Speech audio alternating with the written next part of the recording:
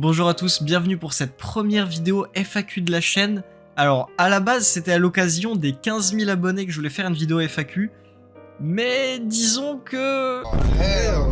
j'ai un peu zappé la vidéo, j'approche des 20K, donc je suis pas trop habitué. D'habitude, je parle à un chat. Là, je parle à personne, je parle juste à ma caméra. Donc si jamais vous avez des retours, je suis preneur. En tout cas, let's go, commençons cette vidéo FAQ tout simplement. Première question qui nous vient de Les Moments, qui nous demande qui t'a inspiré pour commencer le stream. Très bonne question, Les Moments. Celui qui m'a inspiré, c'est Bellogol. Vraiment, Bellogol, c'est le youtubeur slash streamer que je suivais le plus à l'époque. En fait, c'est un youtubeur zombie de Call of Duty qui est maintenant complètement arrêté. Vraiment, il a tout stoppé, que ce soit YouTube ou Twitch. Il avait des concepts incroyables où il faisait des tournois, des défis du week-end pour ses abonnés. Il faisait des tops aussi de la communauté. Bref, vraiment une crème. Je passais d'ailleurs dans pas mal de ses vidéos YouTube à l'époque. Allez, deuxième place, on continue avec Supra le 34 qui lui est sur Shadow of Evil. Une petite Réa 180 qui passe bien. Enchaîné de 2 demi-tours dans cette petite salle très serrée de Shadow of Evil. Joli. Il n'y a rien à dire là. Il y a le Margot, regardez bien qu'il bloque et tout. Et là il fait un demi-tour devant la scène. Et il nous fait le petit jump qui passe. Et là, pareil, il re-esquive en bougeant son stick. Tout ça enchaîné. Donc l'esquive, les 2 demi-tours et la petite esquive là en sautant. C'était vraiment du lourd. Vraiment bien joué. Honnêtement, je pense qu'il y a que très peu de monde qui m'ont connu là-bas. Mais parce que ça date d'il y a bientôt 10 ans tout ça. Mais je passais dans beaucoup de ces vidéos YouTube à l'époque, surtout dans les top 10 Esquive Réa ou les top 10 What the fuck, j'étais assez actif sur sa chaîne. Deuxième question, personne dépassera Real Madrid. Qui nous dit avis objectif sur l'opti de MWZ et le mode de jeu en global. Alors MWZ c'est le mode zombie d'MW3 si jamais. Je trouve que MWZ est incroyable. C'est un banger ce jeu. Malheureusement à sa sortie il y avait beaucoup de crash serveurs, beaucoup de crash qui ont fait perdre leur stuff à beaucoup de monde. Mais dans l'ensemble maintenant en tout cas le jeu est beaucoup plus stable. L'idée est assez incroyable, tu découvres le mode zombie sous un nouvel angle. En fait la formule du mode zombie depuis 14 ans c'est toujours la même. On va dire que manche 1 tu as eu 6 zombies, tu tues les zombies, tu passes à la manche 2 et les manches continuent à progresser comme ça. Et le fait que MWZ retire ce système de manches pour passer à un système de mission dans un semi-open world, je trouve vraiment que ce soit une bonne idée, déjà parce que ce sera uniquement sur Call of Duty qu'on verra ça, et surtout que ça apporte une nouvelle expérience de jeu. Bref, perso je kiffe MWZ, pour moi c'est un grand oui ce mode, j'ai très hâte de voir les futures saisons d'ailleurs, j'espère qu'on aura des nouvelles maps. El Flaco qui me demande mon jeu top 1, mon jeu favori. BO3. D'où est venue l'idée de stream à ces horaires? Alors, bonne question de Kylian. Si vous le savez pas, je stream de 21h à 8h du matin tous les jours. Quasiment tous les jours. En vrai, c'est pour deux raisons surtout. Déjà, la première, c'est que de base, quand on m'impose pas des horaires, j'ai tendance à me décaler pour vivre la nuit en fait, mais sans le vouloir. C'est-à-dire que par exemple, les vacances d'été, l'époque où j'étais étudiant, en fait pendant les vacances d'été je me retrouvais à jouer toute la nuit et je dormais le jour et je sais pas, ça s'est décalé, je me décalais naturellement. Et deuxième truc, imaginez je stream la journée par exemple de 9h à 20h, en fait j'aurais le temps de rien faire. Si je veux tout simplement faire mes courses, je fais comment? Je pourrais pas. Si je veux manger avec mon père, je peux pas. Si je veux sortir l'après-midi, je sais pas, voir des potes, je peux pas. Donc le fait de streamer toute la nuit, ça me permet d'avoir mes journées de libre. Si jamais je veux sortir la journée, j'ai juste entre guillemets à pas beaucoup dormir. Et au moins j'ai ma journée de dispo. C'est un rythme assez particulier. En tout cas c'est un rythme qui me convient. Aïe aïe aïe, Frenchy, on se marie quand? C'est non. Je suis en couple. Ouais, tout simplement. Du coup, French, c'est non. Ça fait depuis 2022 que je suis en couple. Ok, elle est assez timide, mais pour les curieux, je peux vous montrer une photo de ma copine. Si elle veut bien, il y aura une photo de ma copine qui s'affiche à l'écran. Soko qui me demande à quand la reprise des tournois 1vs1. Et est-ce que je vais tenter Escape from the Tarkov? Ok, alors, je connais Escape from Tarkov. J'ai vu du gameplay, mais ça m'intéresse pas. Honnêtement, je sais que DMZ s'en était pas mal inspiré. DMZ qui a un mode de Warzone. Mais quand le retour des tournois 1v1, maintenant. Rejoignez mon Discord les gars, samedi, tournoi 1 vs 1 sniper, si vous voulez participer, inscription ouverte. Navy qui demande, qu'as-tu pensé de ton séjour à PGW et tu te verras où dans 5-10 ans? Oh, vous avez question complexe ça. PGW, c'était incroyable. J'y suis allé 2 jours, vendredi et samedi. J'ai pas beaucoup de photos et de vidéos de la PGW. Du coup, je vous mets en fond cette vidéo de Dino. Dans 5-10 ans, je pense que je serai toujours sur les réseaux, donc toujours en live Twitch, toujours les vidéos YouTube.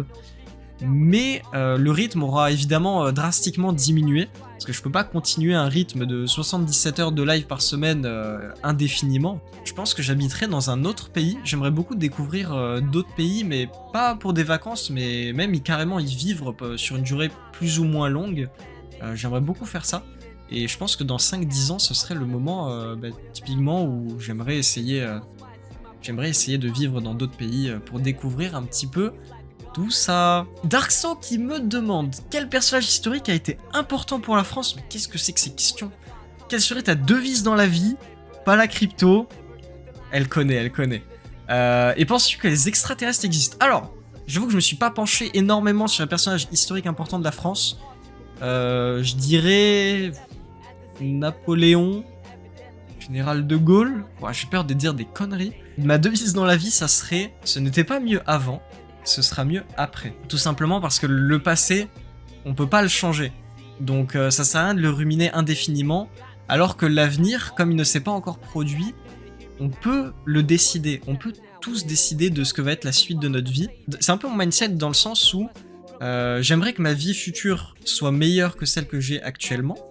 Et donc, quelles sont les décisions que je dois prendre? Quelles sont les actions que je dois faire pour faire en sorte que ma vie future soit meilleure? J'aimerais pouvoir dire que mes années à venir sont encore meilleures que mes années précédentes.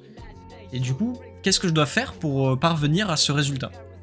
Ouais, j'aurais peut-être perdu un ou deux là-dedans. Je souhaite en tout cas à tous que votre vie future soit meilleure que celle que vous avez actuellement. Et penses-tu que les extraterrestres existent? On change complètement de registre là. Oh, je suis streamer Call of moi à la base. Oui, mais pas sous la forme de petits bonhommes verts qui nous espionnent dans des soucoupes volantes. Pour moi, ça existe, c'est même statistiquement, c'est même sûr qu'ils existent. Juste, une bactérie qui vit sur notre planète, c'est un extraterrestre, donc ça pour moi ça existe. Alors, le sombre qui dit « Quel est mon personnage de code préféré ?» Richthofen. Ma licence de jeu préférée, hors code, Dying Light. Mais jouer à ce jeu, bordel. Smash. Et ouais, Dying Light et Smash, je pense. Tu aimes les GOAT? Bien sûr, bien sûr. Que des GOAT sur ce chat. DTR qui me demande mes objectifs pour 2024. En vrai, sur Twitch, j'aimerais bien atteindre les 20 000 followers, voire même 25 000 followers d'ici la fin de l'année. Sur YouTube, passer les 5 000 abonnés.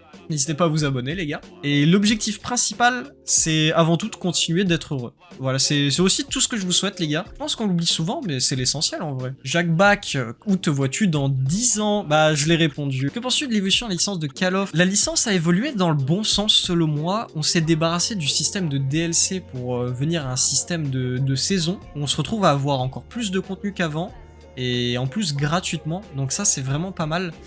J'ai un petit peu peur de l'avenir avec Microsoft qui enchaînent des très mauvais moves selon moi. Donc l'évolution de Call of, moi j'en suis très content. Il y a des Call of tout récents que je kiffe, comme Cold War ou MW3. Alors on a Kawaii qui me demande si je vais reprendre le multi-gaming. Oui. Oui, je vais reprendre. Alors il n'y a pas de date, juste en ce moment je focus à fond MW3, c'est le dernier Call of Duty sorti. Mais ouais, déjà je pense l'été on va reprendre les live Minecraft, Fall Guys. De temps en temps, en plus de Call of qui reste largement principal sur ma chaîne. Et je pense qu'on va se refaire des petites games à beau, tout ça, tous ensemble, ça peut être sympa. Pas de date précise, mais oui, je vais reprendre. Magic Boy, tu voulais faire quoi comme métier avant d'être streamer? Alors, la réponse va vous sembler un peu conne, mais bah, je voulais être streamer, tout simplement. Avant d'être streamer, mon objectif c'était d'être streamer, donc bah, c'était le métier que je voulais faire. Mais si jamais il me demandait qu'est-ce que je voulais faire comme métier avant d'être streamer, si j'avais une autre idée de métier que je voulais faire, pas vraiment. J'aurais dit informaticien, mais ouais, vraiment. C'était vraiment streamer que je voulais être à la base. Penses-tu que code un jour ne serait plus intéressant pour toi? Alors, oui et non. Je pense que code sera toujours intéressant pour moi, dans le sens où j'ai commencé 2010 Call of Duty, donc ça fait 14 ans, et je suis toujours là à kiffer à fond la licence. Donc je pense qu'à l'avenir ce sera toujours le cas, Par contre, il y a des codes que j'aime plus que d'autres. Il y en a que j'ai pas aimé dans le passé, et ça arrivera peut-être dans l'avenir que j'aime pas un ou deux Call of Duty, je ne sais pas. Donc ouais, je serai toujours sur COD, mais il y a des périodes où je serai beaucoup moins sur COD, d'autres où ça va revenir, donc ça je sais pas. Alors Razmo qui me demande quelle saga de jeu autre que COD je conseille, où il y a un monde à l'envers, si j'en connais. Bah Dying Light, j'en ai parlé tout à l'heure, mais vraiment, jouez à Dying Light les gars, banger ce jeu. Alors on a Johnny qui demande mes résolutions pour les années à venir dans le monde du jeu vidéo. Je suis pas sûr de comprendre la question, mais toujours continuer de me faire kiffer sur les jeux, continuer de me faire kiffer en live, en espérant que mon contenu vous plaise toujours. Et est-ce que je compte faire un gros événement si jamais j'atteins les 100K follow sur Twitch? La réponse est oui, il y a un très très gros truc de prévu. Et tout simplement, venez vous follow sur Twitch pour voir ça. Aidez-moi à atteindre ce nombre. C'était Supral, merci d'avoir suivi cette vidéo.